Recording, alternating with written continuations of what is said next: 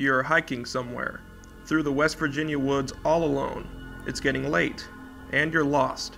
You're not officially telling yourself that, but you're undoubtedly lost. And just when matters couldn't get any worse, you see something unspeakably bizarre. This glowy-eyed, scrawny-armed, dress-wearing thing just staring at you. Is it harmless? Probably not. It was September 12th, 1952.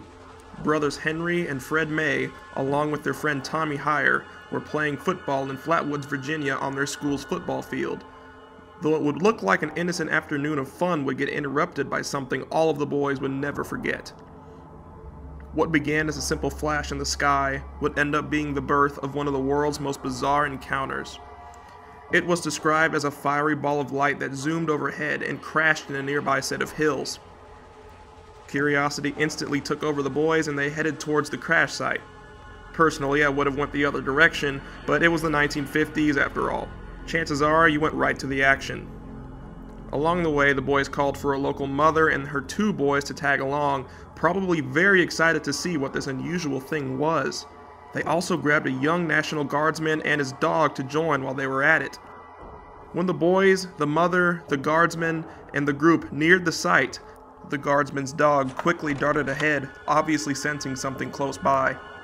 But as soon as he charged towards the action, the dog instantly ran back, scared, tail between his legs.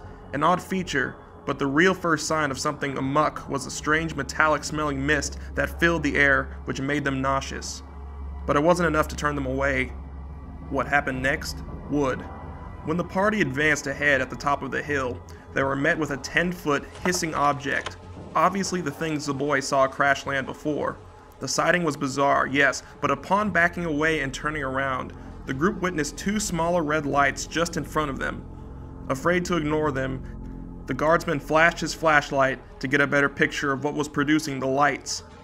And there it was, standing at a mighty 12 feet tall. What would later be dubbed the Flatwoods Monster was staring right back at them.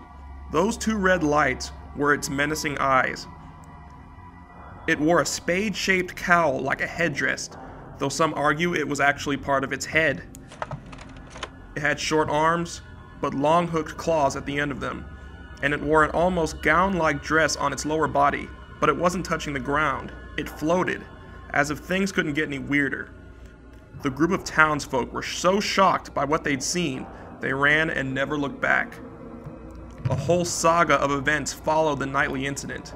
Of course, authorities were told, and the area was scoured the following days. The creature and the craft were gone, but not its effects. The sheriff, along with other townsfolk, could still smell the metallic aroma in the air. Shortly after, a reporter trying to investigate the story stumbled across a strange black plastic on the very same hill. He also received multiple stories of strange lights in the sky from other Flatwoods residents, and even another woman's account of seeing the very same creature before, sending her to the hospital for 3 weeks after the biggest scare of her life. 2 of the kids that ventured the hilltop that strange day also came down with strange cases of nausea. The guardsman's dog did too, and unfortunately died of the sickness. I'm going to give my best guess that the Flatwoods Monster is most definitely going to be making an appearance in Fallout 76. We even see very similar looking creatures in a series of concept arts and no-clip the making a Fallout 76 documentary. Now, will the Flatwoods Monster be coming in bunches or as one single enemy? Well, Vault Dwellers, we don't know this.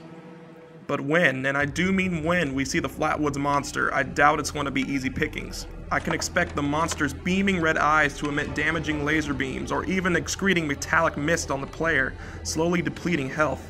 And let's not forget its floating abilities. For some reason, I see speed being on the Flatwood Monster's side as well. Where did it come from? It can't be a Zetan. Or is it? Maybe the Flatwoods Monster is some sort of high-ranking Zetan that accidentally crash-landed one day, or maybe it's a completely new faction of alien that was warring with the Zetan race. Again, the sky's the limit. Whatever ends up being the Flatwood Monster's role in the final product, it's going to be a big one. The creature seems so disturbing to me that it even partly outshines the Mothman in my book. Stay vigilant, Vault Dwellers. Please be sure to stay in touch with me via my social media, and feel free to follow me on my recently started Twitch channel. Also, if you're a Vault Dweller yearning for the music of Fallout, be sure to download the A-Bomb Radio app, or give it a search on TuneIn Radio. You won't regret it.